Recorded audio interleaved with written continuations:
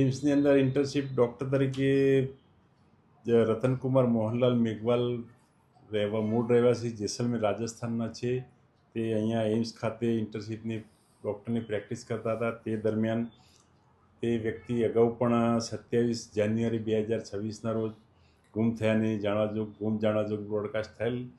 તેને પોલીસે શોધી અને તેના વાલી વારસોને સોંપેલ. ત્યારબાદ તેના વાલી વારસો તેને રાજસ્થાન ખાતે લઈ ગયેલ અને તેને સમજાવેલ. ત્યારબાદ તે રાજસ્થાન જ હતો, પરંતુ આજ રોજ વહેલી સવારના 5:30 વાગ્યાની આસપાસ કંટ્રોલ રૂમ તરફથી ગાંધીગ્રામ પોલીસ ટીમને જાણ કરવામાં આવેલ કે ઘંટેશ્વરથી પરાપીપળિયા ફાટક વચ્ચે એક ડેડ બોડી મળે, રેલવે લાઇન ઉપર ડેડ બોડી મળેલ છે.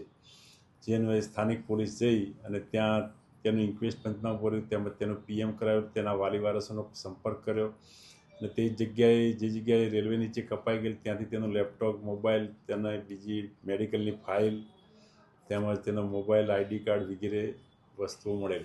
સાહેબ, આપઘાત કરવા પાછળનું કંઈ કારણ જાણવા મળ્યું છે? આપઘાત કરવાનું પાછળનું હાલનું તો કોઈ કારણ જાણવા મળ્યું નથી. તેના વાલી વારસો આવ્યા બાદ તેના વાલી વારસો પણ તેની જોડેથી એક સુસાઇડ નોટ મળેલ છે, જેમાં ગોળ વસ્તુઓ લખેલી છે બધી, પણ હજી ક્લિયર થતું નથી એમાં. કારણ કે એમની અંદર અમુક રાજસ્થાની મારવાડી ભાષા લખેલી છે, જેથી એના વાલી વારસો પાસે વંચાવી અને ક્લિયર કરવામાં આવશે. એના વાલી કંઈ કોઈ આવી ગયા છે? ના, એના વાલી વારસો રસ્તામાં જ છે.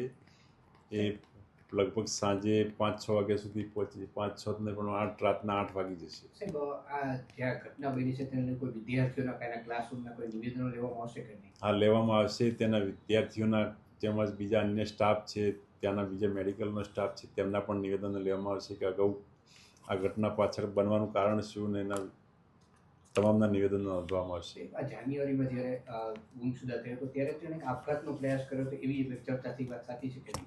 તે વખતે પણ પોલીસે ટ્રેસ કરીને રેલવે ટ્રેક નજીકથી જ પકડેલો, પરંતુ પછી તાત્કાલિક પકડવાથી અને ટૂંકમાં શોધી કાઢવાથી એના વાલી વારસને બોલાવી અને થોડું એને સમજાવટથી એના વતનમાં મોકલી આપેલ. અહીંયા કોઈ વિદ્યાર્થીઓને પરેશાન કરતો હોય એવી કાંઈ માહિતી મળી શકે નહીં? એવી થોડી માહિતી છે હાલમાં. જ્યાં સુધી પૂરેપૂરું બધું તપાસ ના થાય ત્યાં સુધી કંઈ હાલ કહી ના શકાય. ઓકે.